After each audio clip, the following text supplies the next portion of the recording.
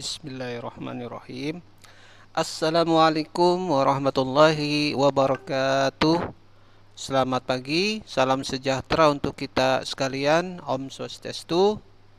Baik Bapak Ibu semua dimanapun Anda berada, apa kabarnya, sehat ya? Semoga Bapak Ibu guru, teman-teman semua dimanapun Anda berada selalu dalam keadaan sehat dan dalam lindungan Tuhan Yang Maha Kuasa. Amin. Baik Bapak Ibu, teman-teman semua, Bapak Ibu guru khususnya peserta calon sertifikasi guru tahap kedua ya, atau yang belum pernah sama sekali sertifikasi PPG dalam jabatan ya. Nah, khususnya Bapak Ibu kepala sekolah juga ya, Bapak Ibu guru yang menjabat kemarin sebagai kepala sekolah yang belum terakomodir di tahap 1 untuk jadi peserta sertifikasi guru. Nah, pada kali ini ada informasi yang menggembirakan. Nah, apa yang menggembirakan tersebut? Baik Bapak Ibu, pada kali ini saya ingin sharing informasi yang menggembirakan tersebut ya. Yang pertama, kita lihat di laman PPG Kemdikbud Go ID ini ya, belum ada informasi terbaru terkait dengan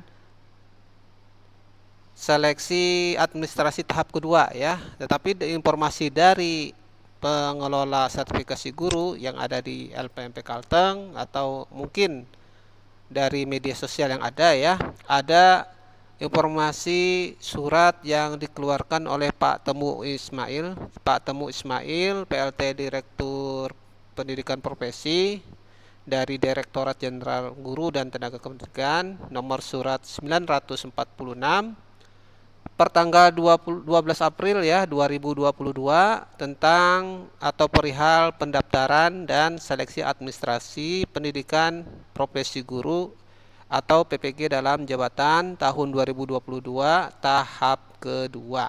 Nah, ore ya Bapak Ibu, mudah-mudahan di tahap kedua ini masuk ke dalam sasaran peserta. Nah, lanjut Bapak Ibu, ini surat sebenarnya ditujukan kepada semua kepala dinas pendidikan kabupaten kota dan provinsi, termasuk juga tembusannya ke LPMP Kalteng ya.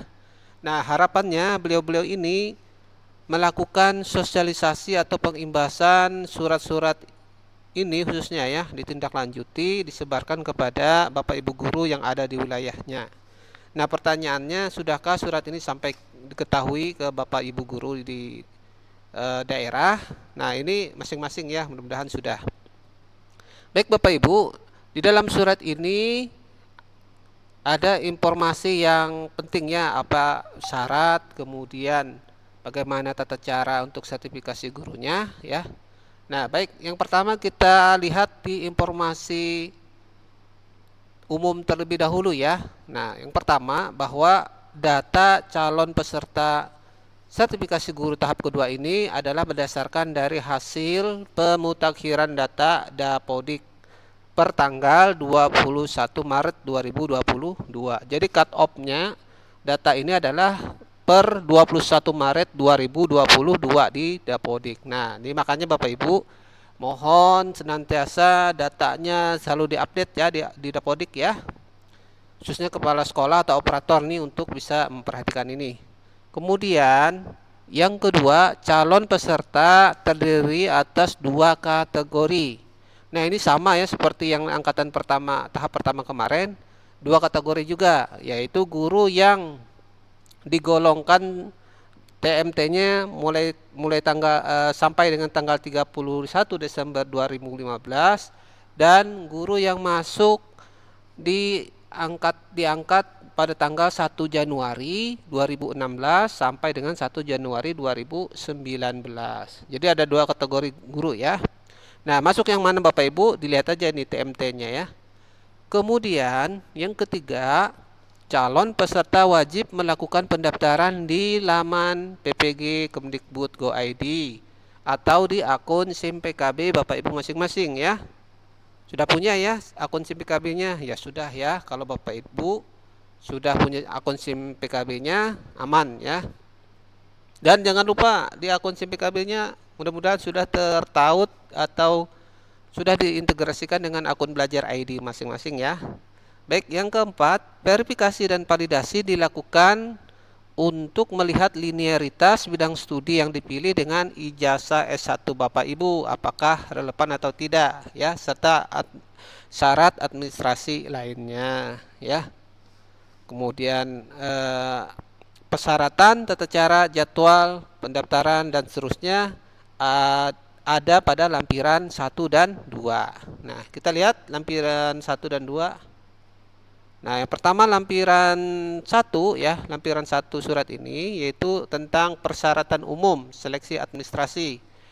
Nah, ini persyaratan umum peserta ini yang pertama dari A sampai J, ya. Yang pertama ini sudah pasti, ya, guru yang di bawah lingkungan Kemendikbudristek. Nah, kalau di bawah Kemenak ada tersendiri, ya. Khusus guru yang di bawah Kemendikbudristek. Kemudian terdaftar di data pokok pendidikan atau Dapodik, memiliki nomor NUPTK, nomor unik pendidik dan tenaga kependidikan, telah diangkat menjadi guru sampai dengan tanggal 1 Januari 2019.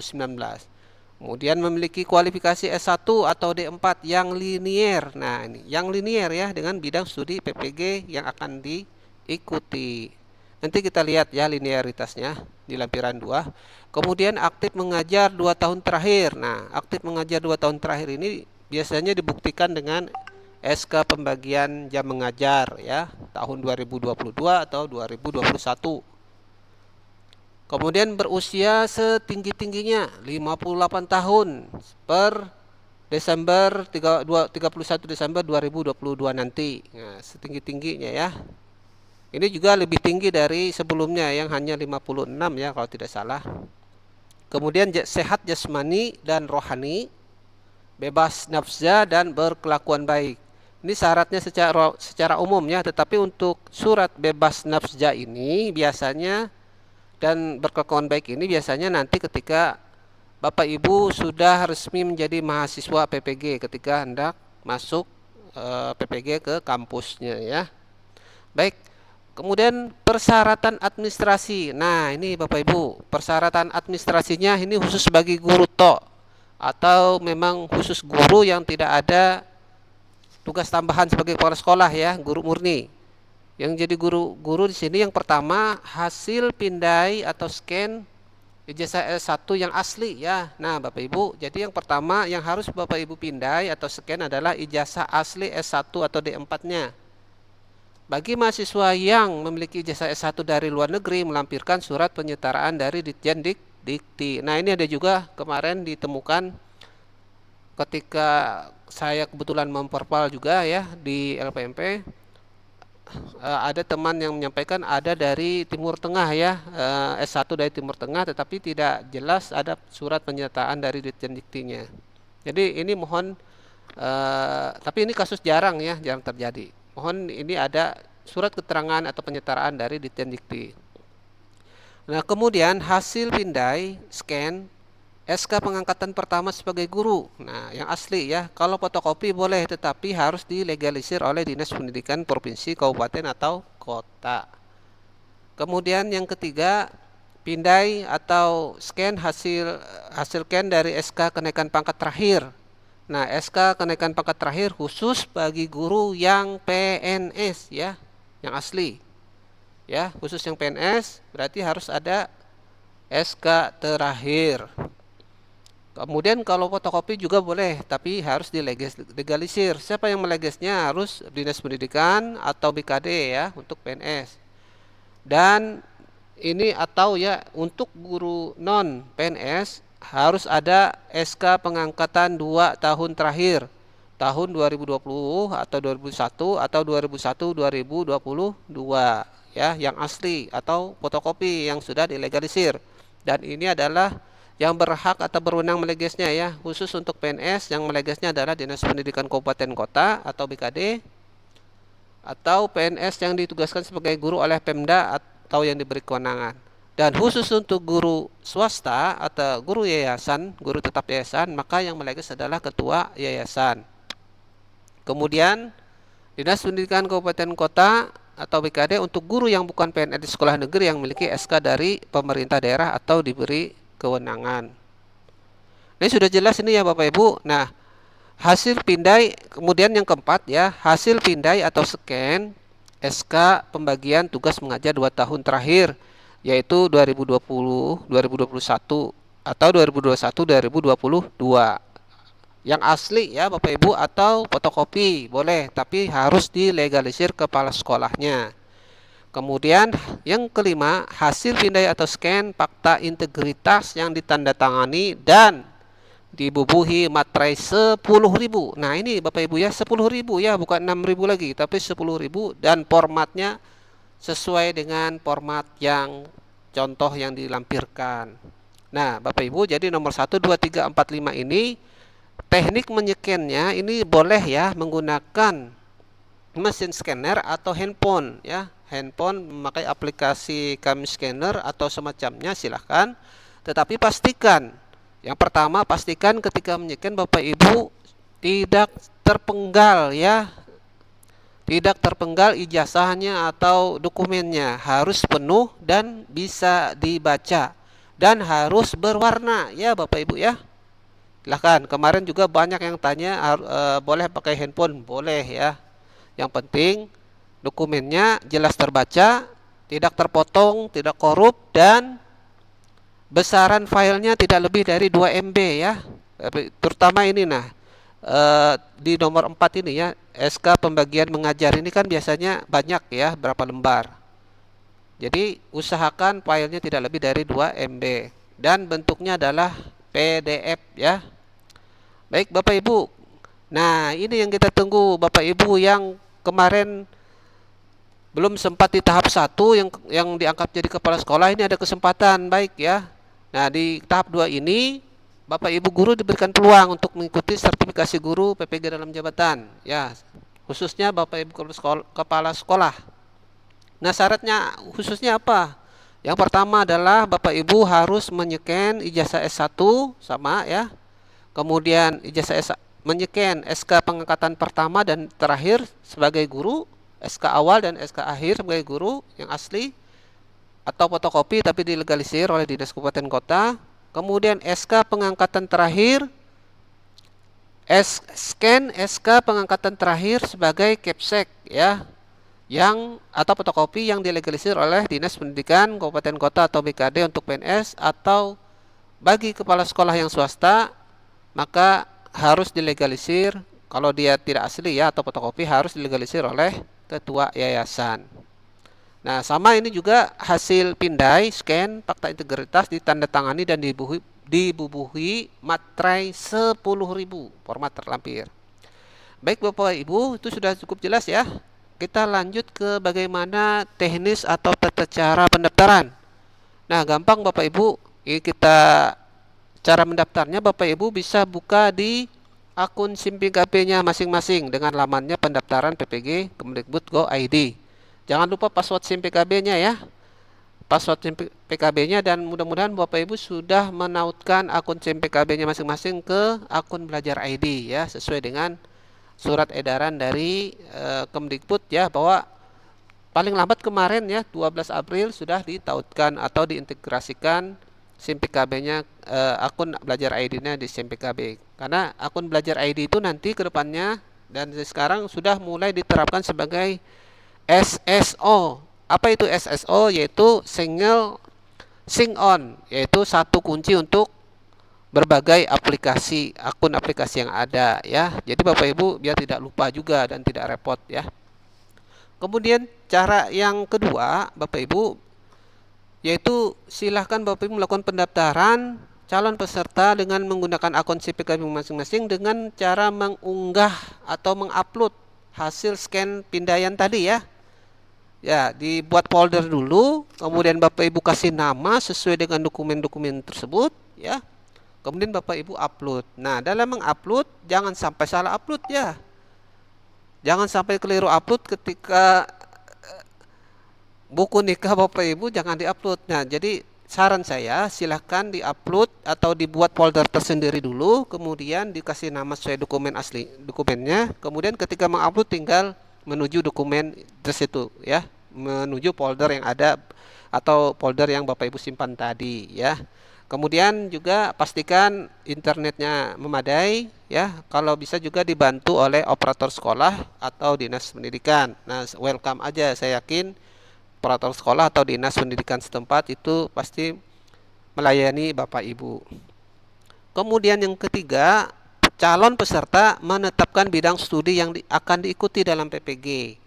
Nah, ini penting Bapak Ibu, kita harus mengikuti atau merujuk kepada penentuan program studi PPG ya. Ini linear atau tidak ya.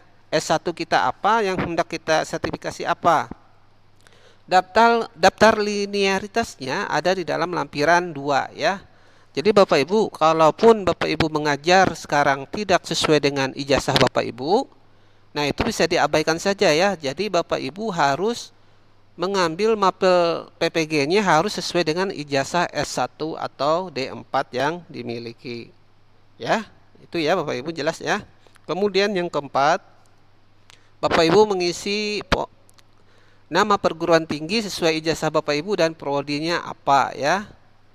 Misalkan di sekolah SD memiliki S1 atau D4, program studinya ekonomi, maka berdasarkan linearitas calon peserta dapat memilih jenjang SMA dengan bidang studi PPG ekonomi. Jadi Bapak Ibu, sekali lagi, calon peserta ini mengisi nama perguruan tinggi dan program studinya sesuai dengan ijazah S1-nya apa ya.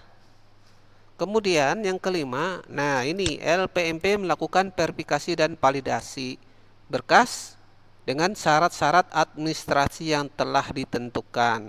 Nah, ini info baru Bapak Ibu, yang lagi hototnya ini LPMP dan BP Pautikmas sekarang sudah ada keluar aturannya ya, akan berubah nama ya, LPMP menjadi Balai Penjaminan Mutu. Jadi yang berubah L-nya menjadi B ya. Nah, ini kita tunggu ya, sekarang OTK-nya masih belum keluar. Baik Bapak Ibu, tim petugas LPMP melakukan verifikasi dan validasi pengecekan berkas yang diunggah Bapak Ibu tadi ya, sesuai dengan syarat-syarat yang telah ditentukan. Misalkan linearitasnya apakah sesuai dengan yang dipilih, antara ijazah S1 dengan mapel sertifikasinya. Kemudian hasil verifikasi tadi dinyatakan di dalam 3 kategori ya. Nah, kalau disetujui maka berkas adalah memenuhi syarat, berarti lolos ya Bapak Ibu ya. Kemudian yang B, ditolak permanen. Nah, berarti berkas Bapak Ibu tidak memenuhi syarat ya, dan tidak memungkinkan adanya perbaikan ya. Jadi tertutup peluang Bapak Ibu pada kesempatan kali ini. Kemudian yang C, kategori yang C, tolak perbaikan. Nah, tolak perbaikan ini jika berkas yang Bapak Ibu unggah itu kurang lengkap ya, atau tidak linier dengan ijazah S1 D4, tetapi dimungkinkan adanya perbaikan. Jadi Bapak Ibu bisa merubah ijazah mapel sertifikasinya sesuai dengan ijazah S1-nya ya. Oke Bapak Ibu, calon peserta yang lulus verifikasi dan validasi yang berstatus disetujui oleh LPMP itu dinyatakan lolos seleksi administrasi dalam jabatan ya. Nah, begitu.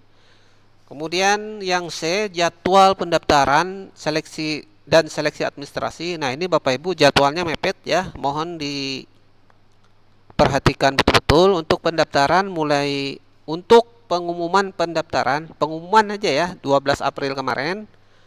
Kemudian pendaftaran dan pengiriman berkas unggahannya pada tanggal 15 sampai 19 April. Jadi sekitar 4 hari ini ya, mepet sekali.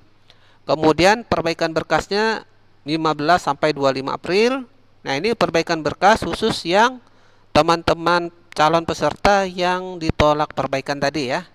Kemudian perpal oleh petugas pada tanggal 15 sampai 27. Kemudian pengumumannya pada tanggal 29 April 2022. Nah, ini sudah jelas ya jadwalnya Bapak Ibu. Kemudian lampiran linearitas kualifikasi S1 dengan bidang studi PPG. Nah, ini Bapak Ibu mudah saja di sini Bapak Ibu, ini bidang studi PPG-nya ya, jenjangnya ini, kemudian kodenya ini, dan Program S1-nya Bapak Ibu sesuai dengan ijazahnya apa? Cari aja di sini. Kalau relevan di sini ada, Bapak Ibu bisa memilih bidang studinya ini ya. Jenjangnya ini, kodenya ini. Atau misalkan yang banyak itu PGSD. Nah, PGSD yang disertifikasi itu PGSD-nya ya. Ijazah S1 Bapak Ibu dulu apa? Nah, kalau ijazahnya S1-nya PGSD berarti relevan sekali. Kemudian ada PGMI, PKN, matematik, bahasa Indonesia dan sastra, Indonesia dan daerah. Nah, bahasa Indonesia semua kayaknya masuk ya untuk PGSD, IPA, IPS, tadris bahasa Indonesia, IPA, IPS, tadris IPA, IPS, tadris itu sama aja ya, pendidikan ya artinya ya. PSKJ, PSKGJ, pendidikan guru madrasah ibtidaiyah. Nah, kalau Bapak Ibu ada ijazah S1-nya jurusan atau program studinya ya, program studinya ini, maka dipastikan Bapak Ibu boleh memilih ini ya, mapel sertifikasi guru PGSD. Dan seterusnya sama seperti itu ya Bapak Ibu ya. Oke, demikian mungkin penjelasan dari saya ya, mudah-mudahan bisa dipahami dan bisa memberikan pencerahan atau bermanfaat kepada Bapak Ibu, guru, teman-teman semua ya. Khususnya yang belum pernah pengalaman dalam mengikuti seleksi pendaftaran untuk program profesi guru PPG dalam jabatan. Baik Bapak Ibu, demikian kurang lebihnya mohon dimaafkan. Terima kasih atas segala perhatian. Akhirul kalam. Wassalamualaikum warahmatullahi wabarakatuh. Selamat pagi, salam sejahtera dan Om Swastiastu. Dan jumpa lagi pada sesi selanjutnya Bapak ya. Oke, tetap sehat, tetap semangat dan semoga sukses untuk Bapak Ibu semuanya. Amin ya rabbal alamin. Dadah.